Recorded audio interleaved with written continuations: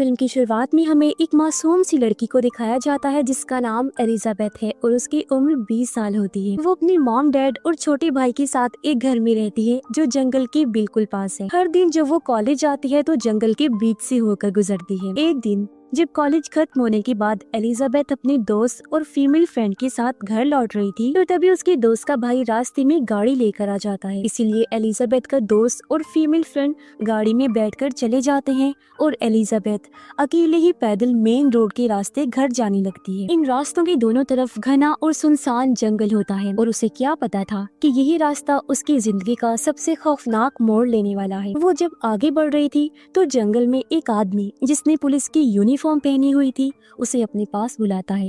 उस आदमी का नाम विंसन था। वो बहुत ही सख्त लहजे में कहता है, मैं पुलिस ऑफिसर हूँ। तुम्हारे घर के पास नशे वाली चीजों की खेती हो रही है, इसीलिए मुझे तुम्हें पूछताछ के लिए ले जाना होगा। ये कहकर वो एलिजाबेथ के दोनों हाथों में हथकड़ी लगा देता है और उसके गले में बेल्ट भी बांध देता है। आगे वो कहता है, मैंने तुम्हारे छोटे भाई को भी गिरफ्तार कर लिया है और तुम्हें भी उसके पास ले जा रहा हूँ। एलिजाबेथ घबरा जाती है, लेकिन विंसन ने खुद को पुलिस ऑफिसर बताया था, इसलिए वो उसके खिलाफ कुछ नहीं करता और अब वो एलिजाबेथ को जंगल के रास्ते ले जाने लगता है। दोनों एक छोटी सी नदी पार करते हैं, फिर जंगल में और आगे बढ़ने लगते हैं। एलिजाबेथ उसके साथ नहीं जाना चाहती थी, लेकिन डर की वजह से उसे उसकी बात माननी पड़ती है। फिर वो उसे जंगल में एक जगह बिठा देता है और कहता है, तुम्हें एक सच बताऊं, मैं कोई पुलिस ऑफिसर नहीं हूँ, बल्कि मैंने तुम्हें अगवा कर लिया है क्योंकि मैं तुम्हारे साथ रहना चाहता हूँ। मुझे तुमसे लगाव हो गया है, तुम मुझे अच्छी लगती हो। एलिजाबेथ कुछ भी समझ नहीं पाती कि उसके साथ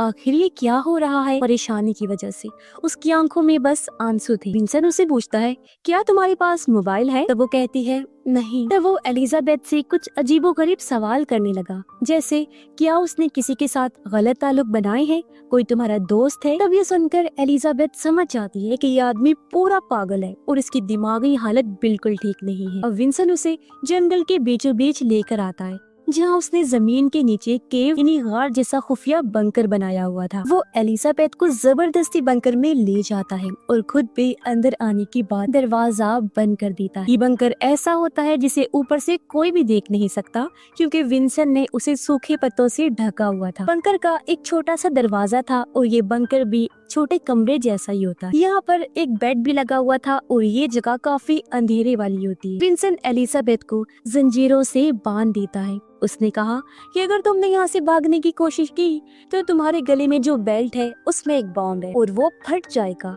और अगर तुमने शोर मचाया तो मैं तुम्हें मार डालूंगा, इसलिए बेहतर होगा कि तुम मेरी बात मानो। एलिजाबेथ पूरी तरह से फंस चुकी थी और वो फूट फूट कर रोने लगती। उधर एलिजाबेथ की मॉम को जब ये पता चला कि उनकी बेटी अभी तक घर नहीं लौटी तो वो अपना सारा काम छोड़कर घर आती हैं और उसी आसपास ढूंढने लगती हैं। वो एलिजाबेथ की दोस्तों को भी कॉल करती हैं, लेकिन किसी को कुछ भी पता नहीं होता, जिससे वो और ज्यादा परेशान हो जाती। वो उसकी दोस्त की मदद से जंगल में जाकर उसे ढूंढने लगती हैं। उसका छोटा भाई भी जंगल में जोर जोर से अपनी बहन को आवाज देकर बुलाता है, लेकिन जाहिर है कोई फायदा नहीं होता। अब रात तक भी एलिजाबेथ की मॉम डैड जब अपनी बेटी को ढूंढ नहीं पाते तो वो पुलिस ऑफिसर को घर बुलाकर उसके गायब होने की रिपोर्ट लिखवाते हैं। ऑफिसर उनके आसपास के लोगों से पूछताछ करता है और एलिजाबेथ को ढूंढने की कोशिश करता है, लेकिन फिर भी कुछ पता नहीं चलता। पुलिस एलिजाबेथ के केस को सीरियस नहीं ले रही क्योंकि उन्हें लगता है कि वो अपने दोस्त के घर या अपने मेल फ्रेंड के साथ होगी और जल्दी वापिस आ जाए। लेकिन दूसरे दिन भी जब एलिजाबेथ घर वापस नहीं आती तब पुलिस उसके कॉलेज आती और उसके उसी दोस्त और फीमेल फ्रेंड से बात करती है।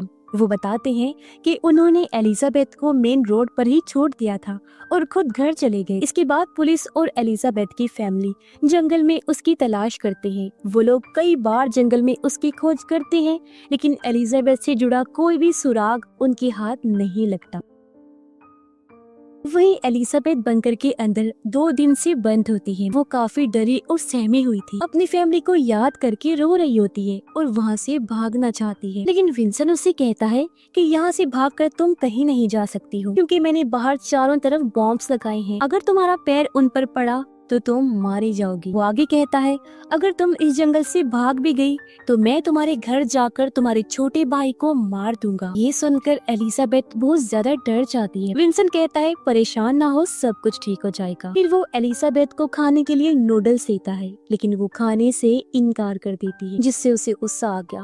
वो उसे धमकाने लगा, कहता है, अगर तुम मेरी बात नहीं मानोगी तो मुझे तुम्हें चोट पहुंचानी पड़ेगी, जो मैं बिल्कुल भी नहीं चाहता। विंसन, जिसकी दिमागी हालत ठीक नहीं है, वो एलिजाबेथ पर अपना कंट्रोल करके उसके साथ हमेशा इसी बंकर में रहना चाहता है। उसने इसकी तैयारी पहले से ही कर रखी, इसलिए बंकर में बहुत सारी जरूरत की चीजें जैसे टीवी, टॉयलेट, गैस वाला चूल्हा और खाने पीने का बहुत सारा सामान। एलिजाबेथ अब तक समझ चुकी थी कि अगर उसे सही सलामत यहाँ से बाहर निकलना है तो उसे विंसन की बात माननी पड़ेगी। तीसरे दिन जब एलिजाबेथ नूडल्स खा रही होती है तब उसे बाहर से कुछ आवाजें सुनाई दी। दरअसल उसकी मॉम डैड अपने दोस्तों के साथ उसे ढूंढते हुए बंकर के पास आ गई थी। ये जानकर विंसन एलिजाबेथ का मुंह अपने हाथ से बंद कर देता है और उस पर बंदूक तानकर हल्का सा कहता है कि जरा सा भी शोर किया तो इसी टाइम खोपड़ी उड़ा दूंगा, समझी तुम। अब बंकर पर पत्ते ढके होने की वजह से किसी की भी नजर बंकर के दरवाजे पर नहीं जा। शाम को वो दोनों टीवी पर न्यूज देखते हैं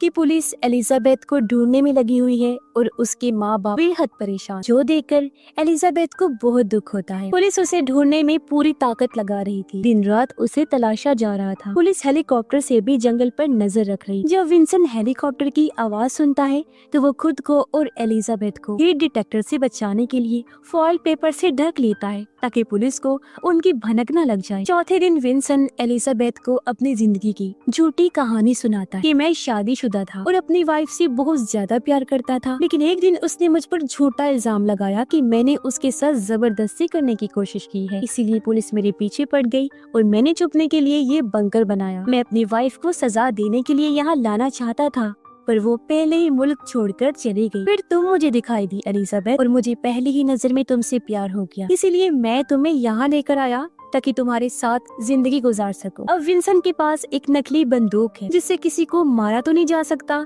पर इससे लोग जख्मी हो सकते। विंसन हमेशा उसे डरा के रखता है ताकि वो उसे छोड़ के कहीं भी नहीं जाए, लेकिन एलिजाबेथ हार नहीं मान। उसे पता है अगर उसे जिंदा रहना है तो उसे विंसन के दिमाग को समझना होगा और अब वो विंसन से अच्छे तरीके से बात करने लगी, उसे समझने की कोशिश करती है। अब 5 दिन हो गए थे लेकिन एलिजाबेथ का कोई पता नहीं चलता। रात को जब विंसन उसकी साइड में सो रहा होता है तो एलिजाबेथ धीरे से बिना आवाज किए बिस्तर से उठने लगी। वो देखती है कि सामने टेबल पर विंसन की बंदूक रखी हुई। बंदूक लेने के लिए अपना हाथ आगे बढ़ाती है लेकिन एलिजाबेथ के गले में एक जंजीर बंधी हुई थी जिसकी वजह से लाख कोशिश के बावजूद वो बंदूक तक नहीं पहुंच पाती। तभी विंसन की आंख खुल जाती है। वो गुस्से में एलिजाबेथ से पूछता है, ये तुम क्या कर रही हो? वो जवाब देती है, मुझे बाथरूम जाना है। अब उसका भरोसा जीतने के लिए एलिजाबेथ विंसन पर अपना हाथ रखती है और कहती है, मुझे तुमसे प्यार होने लगा है। और अपनी जान बचाने के लिए उसे विंसन को अपने करीब आने देना पड़ता है। अब एलिजाबेथ को उस बंकर में रहते हुए 6 दिन हो चुके। वो विंसन को यकीन दिलाने की कोशिश करती है कि वो उसके साथ रहना चाहती है। धीरे धीरे विंसन भी उस पे भरोसा करने लगा कि अब वो हमेशा उसके साथ इसी बंकर में रहेगी। इसी भरोसे में विंसन उसके गले की जंजीर खोल देता है और उसे अपनी नकली बंदूक भी चलाना सिखाता है। रात में विंसन एलिजाबेथ को लेकर बंकर के बाहर आता है। एलिजाबेथ के हाथ हथकड़ी से बंधे हुए थे। उसे लेकर विंसन एक पुरानी गाड़ी के पास आया जिसमें खाने पीने का सामान रखा हुआ था। एलिजाबेथ पूछती है कि खाने का सामान कौन लेकर आता है, लेकिन विंसन कुछ नहीं बताता। तभी ऊपर से हेलीकॉप्टर की आवाज आती जो देखकर विंसन घबरा गया और जल्दी से उसे लेकर वापस बंकर की तरफ ले जाने लगता है। एलिजाबेथ जानबूझकर अपना एक जूता उतारकर वहीं छोड़ देती है ताकि पुलिस को कोई सुराग मिल सके। बंकर के अंदर आने के बाद एलिजाबेथ को पता चलता है कि विंसन के पास एक मोबाइल भी है। अगली सुबह जब विंसन सो रहा था तो वो चुपचाप उसका मोबाइल ले लेती है। वो अपनी माँ के लिए एक मैसेज टाइप करती है लेकिन तभी उसे पता चला कि फोन में नेटवर्क नहीं है। वो बंकर का दरवाजा थोड़ा सा खोलकर सिग्नल पाने की कोशिश करती है लेकिन कोई फायदा नहीं होता, इसलिए वो मैसेज डिलीट करके फोन वापस रख देती। तभी उसकी नजर विंसन की बंदूक पर गई। वो बंदूक उठाकर विंसन के सर पर रखती है उसे पता होता है कि ये बंदूक गोली वाली नहीं है। सोचती है कि विंसेंट मरेगा नहीं लेकिन जख्मी जरूर होगा। उसे जख्मी करने के लिए वो ट्रिगर दबा देती है, लेकिन बंदूक चलने की बजाय जाम हो जाती है। एलिजाबेथ को बहुत गुस्सा आया और वो बंदूक वापस उसकी जगह पर रख देती है। वो अपने मॉम डैड को याद करके बहुत दुखी हो गई थी। सोचती है क्या मैं कभी यहाँ से बाहर निकल भी पाऊंगी या नहीं। अब एलिजाबेथ को यहाँ 7 दिन हो चुके, लेकिन पुलिस को उसके बारे में कुछ भी पता नहीं चला था। इसलिए एलिजाबेथ के दोस्तों और पुलिस ऑफिसर्स को लगने लगा था कि शायद अब वो जिंदा भी ना हो। 8वें दिन जब विंसेंट बंदूक को चेक करता है तो उसने देखा कि बंदूक जाम हो। वो गुस्से में एलिजाबेथ से पूछता है, तुमने मेरी बंदूक ली थी क्या?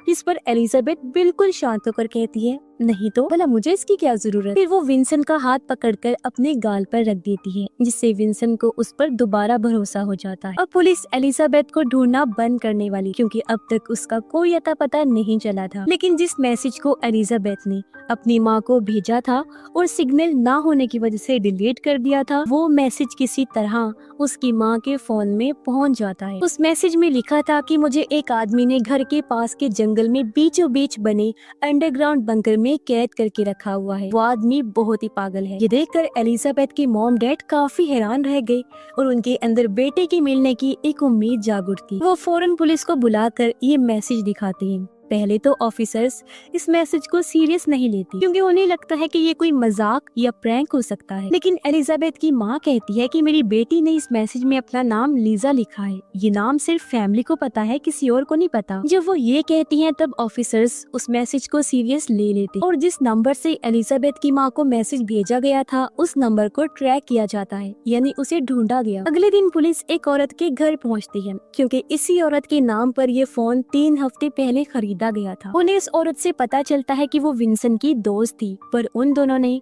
फिर अपना रिश्ता तोड़ दिया था और काफी सालों से दोनों की कोई मुलाकात नहीं हुई है। वो औरत कहती है कि वो मुझे अक्सर मैसेज करता है और मैं जंगल में खाने का सामान एक गाड़ी में रख देती हूँ। ये बताकर औरत पुलिस को उस गाड़ी के पास ले गई और बताती है कि मुझे नहीं पता कि आगे विंसेंट खाना लेकर जाता कहाँ है। पुलिस को उस औरत के घर के नीचे पुराना बंकर मिलता है, जहां पहले विंसेंट पुलिस से छुपकर रहा करता था। असल में विंसेंट पर किडनैपिंग जैसे गैर कानूनी कामों के काफी ज्यादा केसेस थे। पुलिस बहुत पहले से उसे ढूंढ रही थी, लेकिन वो कभी भी पकड़ा नहीं गया। और अब पुलिस को यकीन हो गया था कि एलिजाबेथ के किडनैप होने के पीछे विंसेंट का ही हाथ है। शेरिफ इस मैसेज की बात मीडिया में फैला देता है, क्योंकि उसे पता होता है कि विंसेंट खतरनाक जरूर है लेकिन डरपोक भी है। अगर उसे खबर मिल गई कि पुलिस उसके पीछे है तो वो अपनी जान बचाने के लिए भाग जाएगा। इसमें रिस्क जरूर था, लेकिन विंसेंट पहले भी ऐसे कई सारे अपने शिकारियों को छोड़कर भागा हुआ है। जब विंसेंट टीवी पर देखता है कि पुलिस को पता चल गया है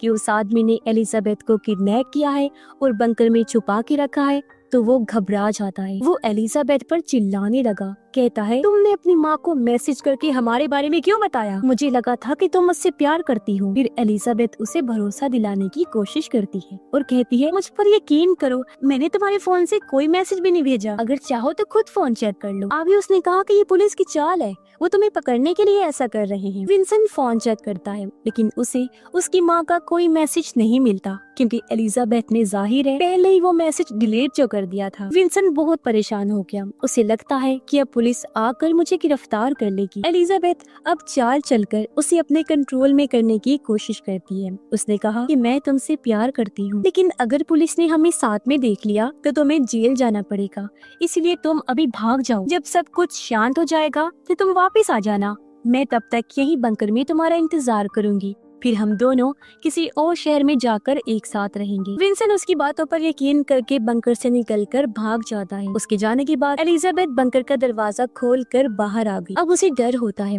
कि बंकर के पास बॉम्ब है, इसीलिए वो आगे नहीं बढ़। तभी उसे पुलिस की आवाज सुनाई देती है जो उसे जंगल में ढूंढ रही थी। एलिजाबेथ उन्हें आवाज देती है, तब पुलिस उसकी आवाज सुनकर वहां पहुंच जाती है और यहाँ पर हमें पता चला कि विंसेंट ने उसे डराने के लिए नकली बॉम्ब रखा था। फिर पुलिस एलिजाबेथ को फौरन आकर संभालती है और उसे सही सलामत उसके घर ले आती है। एलिजाबेथ और उसकी फैमिली रो पड़ी और एक दूसरे से वो लोग गले मिलने लगते। आखिरकार एलिजाबेथ 10 दिनों के बाद उस जहन्नुम से निकल ही आई और अपनी फैमिली से मिलकर वो काफी खुश। कुछ दिनों बाद पुलिस विंसेंट को गिरफ्तार कर लेती है और अदालत उसे गैर कानूनी कामों और ऐसे जुर्मों के लिए उम्र कैद की सजा सुना देती है। वहीं एलिजाबेथ भी धीरे धीरे सदमे से उभर रही है और जिस तरह एलिजाबेथ ने एक पागल सरफिरे इंसान के सामने हिम्मत और समझदारी दिखाई, वो हर किसी के लिए एक मिसाल है कि मुश्किल में हमें सूरत हाल को कैसे हैंडल करना चाहिए। और इसी के साथ ही इस फिल्म की कहानी यहीं पर खत्म हो जाती है।